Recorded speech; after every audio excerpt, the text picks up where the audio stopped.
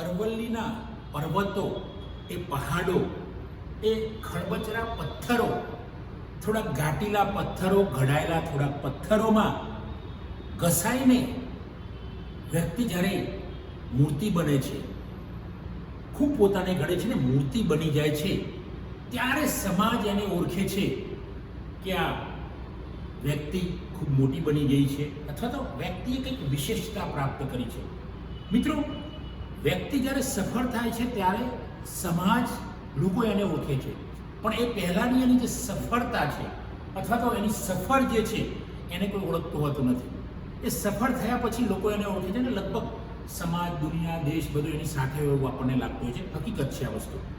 એવા જે અરવલ્લીના વ્યક્તિ છે જગદીશભાઈ જેલર, જગદીશભાઈ ચાવડા જેલર, ખૂબ અલગ પ્રકારનું, વિશેષ પ્રકારનું વ્યક્તિત્વ, સદાય ચહેરા પર સ્મિત હોય, કોઈકના માટે સેવા કરવાની અનુપમ ભાવના, પિતાના વારસામાં એમને મળ્યું શિક્ષણ, પિતા પણ શિક્ષક હતા, એટલે એ જે વારસો મળ્યો એ જબરજસ્ત મળ્યો.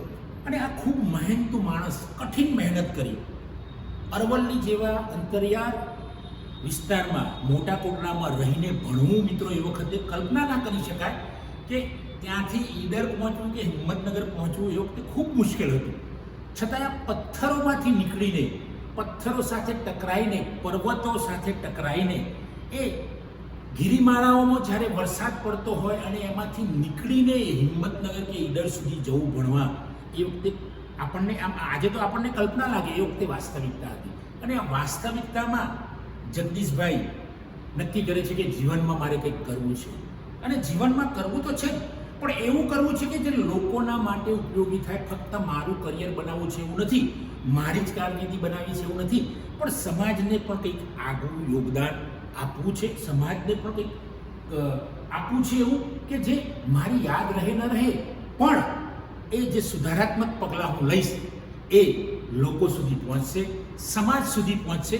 તો મિત્રો, આવા જ જગદીશભાઈ ચાવડા જે છે એમને સરાહનીય સુધારાત્મક સેવા એવોર્ડ મળ્યો છે રાષ્ટ્રપતિ મુર્મુ દ્રૌપદીજીનો. જબરજસ્ત અભિનંદનને પાત્ર વ્યક્તિત્વ છે. એક સામાન્ય પોલીસમાંથી એ ધીમે ધીમે ધીમે મહેનત કરીને છેક અંતરિયાળ વિસ્તારમાં, ગુજરાતના છેક સીમાડે નોકરી કરીને, ગામડાઓમાં નોકરી કરીને ધીમે ધીમે ધીમે આગળ આવીને મોડાસા, હિંમતનગર, જુદા જુદા શહેરોમાં જેલર તરીકે, જેલ અધિક્ષક તરીકેની ફરજ બજાવી, જબરજસ્ત ફરજ બજાવી છે. અને જેલમાં જે કેદીઓ હોય એ કેદીઓ ન રહે એ માટેના પણ એમણે જબરજસ્ત પ્રયત્નો કર્યા છે. કેદી એક સારો માણસ બને, જેલમાં સુધારણા થાય અને જેલોમાં પણ પરિવાર જેવું વાતાવરણ બને, એવા એમના જુદા જુદા કાર્યક્રમો પણ મને ખબર છે. તો આવા જગદીશભાઈ જેલરને સમાજ, અથવા તો જ્યારે આપણા દેશના રાષ્ટ્રપતિ એક એવોર્ડથી નવાજે છે, ત્યારે આ વ્યક્તિ ખૂબ ખૂબ અભિનંદનને પાત્ર છે. કારણ કે રાષ્ટ્રપતિજીનો એવોર્ડ મળવો એ કંઈ, મિત્રો, નાની સૂની વાત નથી. કે માણસ નાનપણમાં જ્યારે એને સમજ આવી જાય છે અને એ એની સફરની શરૂઆત કરે છે, અને એ વખતે એને યાદ હોય છે કે મારે આ એવોર્ડ લેવો નથી, પણ મારે કંઈક કરવું છે જીવનમાં, મારા માટે તો કરવું જ છે. દરેક માણસ સ્વાર્થી હોય ને, તે કેટલી વસ્તુ છે. હું પણ કંઈક કરતો હોય તો હું મારા માટે પહેલું કરીશ, પછી કરીશ. તો એમને એક હતું કે ભાઈ મારા માટે તો હું કારકિર્દી બનાવીશ, પણ બીજાઓ માટે કંઈક કરીશ. અને આ જગદીશભાઈ ચાવડાને કરીને બતાવ્યું.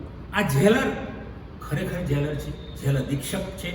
ખૂબ કઠિન પરિસ્થિતિઓમાં અરવલ્લીમાં ત્યાં આપણે રહેવું, એ વખતેના સમયમાં વરસાદી વાતાવરણમાં, તાપમાં, પહાડમાંથી નીકળવું, જાનવરોની બીક હોય એવા વિસ્તારમાં રહીને ભણવું, શહેરમાં જઈને ચોમાસામાં બિલકુલ વાહન વ્યવહાર ઠપ થઈ જાય, ત્યાં 5-7 કિલોમીટર ચાલીને જાય આગળ, ત્યાં કંઈક સાધન મળે, આવા સમયમાં ભણીને ધીમે ધીમે ધીમે એ પગથિયા ચડતા ગયા.